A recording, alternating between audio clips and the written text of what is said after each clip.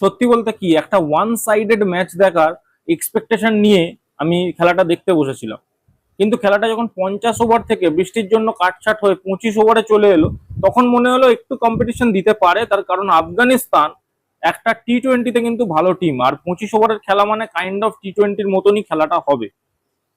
কিন্তু একটা সিচুয়েশনে গিয়ে ম্যাচের মাত্র 15 ওভার হয়েছে, স্কোর বোর্ডে 140-এর বেশি রান, এবং একটা ব্যাটসম্যান 48 বলে সেঞ্চুরি করে ফেলেছে, এবং ইন্ডিয়ান বোলার্সের ওপর কন্টিনিউয়াসলি 6-4 মারছে।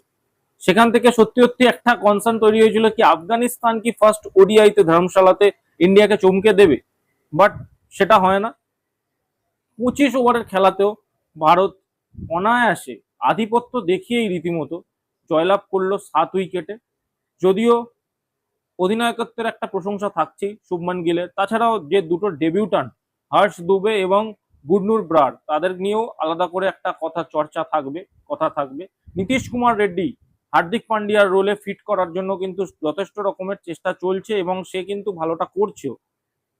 ইভেন রোহিত শর্মার যে রান আউট, সেটা নিয়েও কথা বলবো, এবং রাহুলের যে ফিনিশিং স্কিল সেটা নিয়েও কথা বলবো।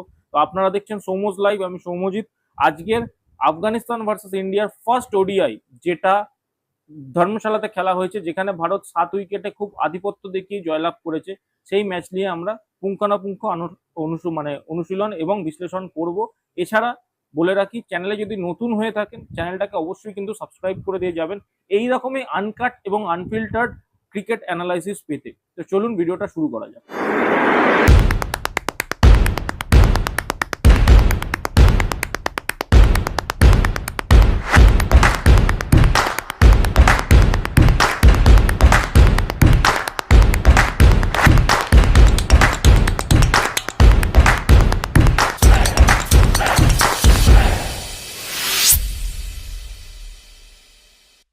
ওয়েদার ফোরকাস্ট যা ছিল সেই অনুযায়ী ধর্মশালাতে কিন্তু ম্যাচটা হওয়ার কথা ছিল না। ম্যাচটা হয়েছে, এটা ইটসেলফ একটা ভাগ্যের ব্যাপার।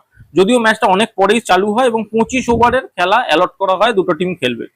এবার দেখুন, 25 ওভারের খেলায় কিন্তু সাধারণত কি হয়, যে দলগুলো একটু র্যাঙ্কিং এর নিচের দিকে থাকে তারা খুব ডেঞ্জারাস হয়ে ওঠে, কারণ ওভারটাই কম। এবার 50 ওভারের খেলা হয়তো ডিফারেন্সটা আরো বড় হতে পারতো, এবার 25 ওভারের খেলায় এই ডিফারেন্সটা অনেকটাই কম। সেই জায়গায় দাঁড়িয়ে ইন্ডিয়ার ক্যাপ্টেন শুভমান গিল টসে যেতে এবং বোলিং করার সিদ্ধান্ত নেয়। এটা খুব ভালো সিদ্ধান্ত, কারণ বৃষ্টি হয়েছে এবং ওই পিচে কিন্তু সুইং হওয়ার একটা চান্স থাকে। ধর্মশালা যেহেতু অনেকটা উঁচু অল্টিটিউডে মাঠটা আছে, সেই জায়গা থেকে। এবং একটা জিনিস বলতেই হবে কিন্তু, যে ইন্ডিয়া ভেবেছিল আফগানিস্তানকে খুব ইজিলি ম্যাচটা হারিয়ে দেবে, বাট রহমানুল্লাহ গুরবাস এটা কিন্তু প্রুভ করেছে। আফগানিস্তান কিন্তু স্টার্টিংটা ভালো নেয়নি।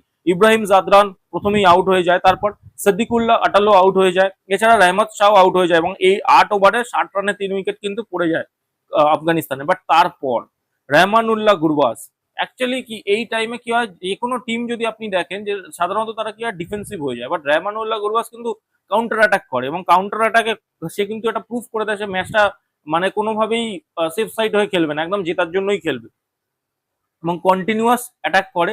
বিশেষ করে শর্ট বল আর ফ্রন্ট অফ লেন্থ যে বলগুলো ছিল সেগুলোতে একদম ধুয়ে দিয়েছে। এবং কিছু সময়ের জন্য সবার মনে হচ্ছে যে টি-20 ফরম্যাটের খেলা হচ্ছে। অবশ্যই 25 ওভারের খেলা, সেটা টি-20 থেকে কিছু কম নয়। ফিল্ডার চেঞ্জ করছিল, বোলিং চেঞ্জ করছিল, বাট যে হারে রহমানুল্লাহ গুরবাজ খেলছিল সেটা কিন্তু সত্যি বলবার মতো। তার কারণ কি, সেঞ্চুরি তো সবাই করে, বাট সেঞ্চুরির মধ্যে একটা স্পেশালিটি ছিল, সেটা হলো 48 বলে সেঞ্চুরি। এরকম একটা ম্যাচে যেখানে টিম ব্যাকফুটে আছে, যে টিমে হয়ে আপনি ব্যাটিং করছে সেই টিমটাই ব্যাকফুটে, সেইখানে দাঁড়িয়ে কিন্তু 48 বলে সেঞ্চুরি, এবং টোটাল ইনিংসটা ছিল 51 বলে 102 রান, এবং 8টা 4 8টা 6, এবং বলাই যেতে পারে আফগানিস্তানের হয়ে ভারতের বিরুদ্ধে অন্যতম ইতিহাসের ভালো ইনিংস ওডিআইতে। এবার এটা শুধু সংখ্যার বিষয় আপনি বিচার করতে পারবেন না। ইনিংসটা এমনই ছিল যে একটা টাইমের পর দেখে মনে হচ্ছিল যে 220 225-এর কাছাকাছি চলে যাবে রানটা, এবং 225 220 কিন্তু 25 ওভারের ম্যাচে খুব ভালো স্কোর হবে এই পিচটাতে। বাট ইন্ডিয়া টিম অবশ্যই একটা এক্সপিরিয়েন্স টিম, হয়তো অনেক ডেবিউটান্ট খেলছে, বাট তাও ওভারঅল যদি দেখেন অনেকটা এক্সপিরিয়েন্স টিম। তারা কিন্তু অবশ্যই এটা যখন গুরবাজ অ্যাটাক করছিল সেটা নিয়ে বেশি বদার্ড হয়নি, উল্টো দিক থেকে তারা উইকেট নিতে শুরু করে, চাপ তৈরি করে, এবং অবশ্যই 102 রানে যখন ব্যাট করছিল তখন নীতিশ কুমার রেড্ডির বলে কিন্তু রহমানুল্লাহ গুরবাজ আউট হয়ে যায়, এবং তারপর থেকে কিন্তু আফগানিস্তানের ব্যাটাররা দাঁড়াতে পারে না, এবং যেটা রানটা 220 মনে হচ্ছিল সেটা 190-এর কাছাকাছি এসে কিন্তু রানটা শেষ হয়ে যায়। আর যে দুজনের কথা অবশ্যই বলতে হবে সেটা হচ্ছে দুজন ডেবিউটান্ট, হর্ষ দুবে ও গুরনুর ব্রার। সবাই রেমানুল্লাহ গুরবাজকে নিয়ে কথা বলবে, বাট গুরনুর ব্রার কিন্তু দুর্দান্ত বোলিং করেছে, তাকে ফাস্ট ট্র্যাক করা হয়েছে এক প্রকার বলা যেতে পারে। তার কিন্তু ফার্স্ট ক্লাসে এত বেশি অভিজ্ঞতা নেই, তাকে এক প্রকার ফাস্ট ট্র্যাক করে ইন্টারন্যাশনাল ওডিআই ম্যাচ খেলানো হয়েছে। তো এটা কিন্তু অনেক বড় ব্যাপার। এছাড়া অবশ্যই সেটা বলতে হবে যে গুরনুর ব্রার, হর্ষ দুবে দুজনই অবশ্যই একটা পজিটিভ সাইড ইন্ডিয়ার হয়ে, এবং হর্ষ দুবেকে আই থিঙ্ক রবীন্দ্র জাদেজার পরে অক্ষর প্যাটেল যদি টিমের পার্মানেন্ট মেম্বার হয় তাহলে বেঞ্চ স্ট্রেন্থে বা সাবস্টিটিউট হিসাবে কিন্তু হর্ষ দুবে থাকবে। এই পরিকল্পনা নিয়েই কিন্তু হয়তো ইন্ডিয়ান টিম এই লেফট আর্ম স্পিনারকে খেলাচ্ছে। এছাড়াও যার কথা না বললেই নয় সেটা হল নীতিশ কুমার রেড্ডি। কারণ হার্দিক পান্ডিয়াকে রিপ্লেস করা চারটিখানি কথা নয়। হার্দিক পান্ডিয়া যে ধরনের ক্যাপাবিলিটি বা যে ধরনের তার যে মানে কি বলবো একটা জিনিস সে টিমের মধ্যে নিয়ে আসে, যে বোলিং ব্যাটিং দুটো দিকে সে একটা ব্যালেন্স প্রোভাইড করে, সেই জিনিসটা কিন্তু চট করে সবাই করতে পারবে না। বাট হার্দিক পান্ডিয়ার রিপ্লেসমেন্ট কে হবে এই নিয়ে কিন্তু আমরা অনেকদিন ধরে প্রশ্ন করছিলাম। নীতিশ কুমার রেড্ডিকে সেই রোলে ফিট ইন করানোর চেষ্টা করা হচ্ছে, তাকে দিয়ে বোলিং করানো হচ্ছে, এইটা থেকে আমি খুব খুশি। তার কারণ নীতিশ কুমার রেড্ডির দিকে যেটা তার দিকে যে কথাটা যেত না সেটা হলো তার বোলিং, এবং তাকে দিয়ে যে বোলিং করানো হচ্ছে সেই কিন্তু রেমানুল্লাহ গুরবাজের উইকেটটা নেয়, এবং এর ফলে কি হয়েছে একটা কনফিডেন্স বুস্ট আপ পাওয়া যায়। এবং 2027 যেভাবে হার্দিক পান্ডিয়া গত ম্যাচে কোনো রকম অ্যাভেলেবিলিটির খবর পাওয়া যায়নি, সেরকম 2027-এর আগে যাতে হার্দিক পান্ডিয়ার প্রপার একজন রিপ্লেসমেন্ট রেডি থাকে সেই চেষ্টা কিন্তু করছে। 195 রান টার্গেট, বাট 195 রান খুব বেশি স্কোর নয়, এটা সবার মনে হবে। বাট 25 ওভারে 195 তবু একটা চ্যালেঞ্জের জায়গা। প্রতি ওভারে 8 রানের রান রেট লাগে, বাট সেখানে কিন্তু রোহিত শর্মা, শুভমান গিল স্টার্টিংটা খুবই ভালো করে।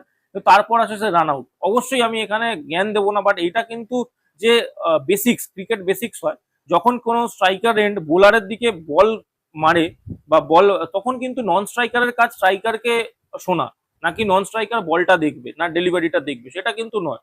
শুভমান গিল এখানে কি করছিল আমি জানি না। রোহিত শর্মা অতদূর চলে এসে আবার ব্যাক করার চেষ্টা করলো। আই থিঙ্ক শুভমান গিল যদি ফার্স্ট অ্যাটেম্পটে নিত রানটা হয়ে যেত। এটা ডেফিনেটলি আমার মতে শুভমান গিলেরই ভুল ছিল, যার জন্য রোহিত শর্মার উইকেটটা যায়। এবং অবশ্যই আফগানিস্তানরা ম্যাচে ফেরার একটা খুব ভালো সুযোগ পেয়ে যায়। রোহিত শর্মা কিন্তু এটার সাথে সাথে একটা ওল্ডেস্ট ক্রিকেটার যে তার ইন্টারন্যাশনাল টিমকে প্রেজেন্ট করছে, সেটা কিন্তু হয়ে যায় রোহিত শর্মা। 39 বছর কিছু দিন সামথিং, আমার খেয়াল নেই। এবার শুভমান গিল যখন রোহিত শর্মা আউট হয়ে যায় তারপর থেকে কিন্তু ইনিংসটাকে সামলাতে শুরু করে। শুভমান গিল একটা খুব ভালো কুইক ফায়ার রান করে, 84 নট আউট।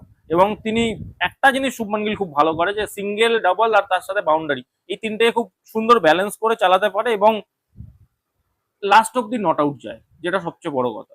লাস্ট অব্দি নট আউট যায়, এটা খুব ভালো জিনিস। একটা খুব ভালো রেকর্ডও অ্যাচিভ করে, যে ওডিআই ক্রিকেটে স্যার 3000 রান কমপ্লিট করে, এবং দ্রুততম এই রানে পৌঁছানোর দিক থেকে সে দ্বিতীয় ক্রিকেটার হয়েছে সম্ভবত। হাসিম আমলা এর থেকেও তাড়াতাড়ি 3000 করেছিল, এবং তারপরেই কিন্তু সেকেন্ড পজিশনে পৌঁছে গেছে শুভমান গিল। এবারে যেটা আর একটা কথা যেটা বলতেই হবে, যে ঈশান কিষান তাকে নাম্বার 3-এ খেলানো হয়। ঈশান কিষান কিন্তু কন্টিনিউয়াস সুযোগ পাবে না। বেসিক্যালি সে যদি রিজার্ভ কিপারই হয়, উইকেট কিপার হয়, তাহলে সে কিন্তু কেএল রাহুলের জায়গা, মানে 5 নম্বরটাতেই তাকে খেলানো হবে।